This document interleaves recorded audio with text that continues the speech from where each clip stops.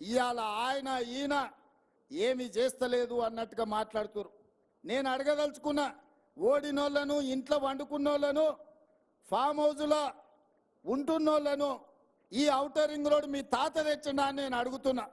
ఈ అంతర్జాతీయ ఎయిర్పోర్టు మీ ముత్తాత కట్టిండా అని నేను అడుగుతున్నా. ఇవాళ సైబరాబాద్లో ఉన్న ఐటీ పరిశ్రమలు, ఫార్మా ఇండస్ట్రీస్ని మా ప్రభుత్వం, కాంగ్రెస్ ప్రభుత్వం తీసుకొచ్చినాయి కాదా?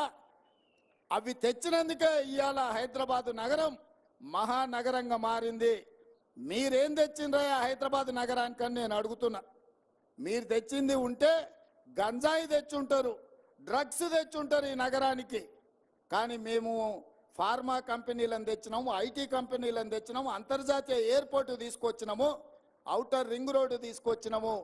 ఇవాళ ఇంకా విస్తృతంగా విశ్వ నగరంగా మార్చడానికి అవసరమైన అన్ని ప్రణాళికలు మేము చేస్తుంటే పొద్దున్న లేస్తే కాళ్ళల్లో కట్టెలు పెట్టే మాటలు. అయిపోయింది అయిపోయింది, కూలిపోయింది కూలిపోయింది అని. అన్నోడు ఏడున్నాడా? ఇప్పుడు ఏమన్నా కనిపిస్తుండా? ఉన్నాడా? రోజు లెక్క పెట్టుకుంటున్నాడు, ఎవరుండ్రు ఎవరు పోయినరా. ఇవాళ మన నగరాన్ని అభివృద్ధి చేస్తున్నాం, ఇవాళ మన ప్రాంతం అభివృద్ధి జరుగుతుంది అని చెప్పి ప్రకాష్ అన్న లాంటి వాళ్ళు ఇవాళ ఈ ప్రభుత్వానికి అండగా నిలబడి ఈ ప్రభుత్వాన్ని కాపాడినప్పుడే అభివృద్ధి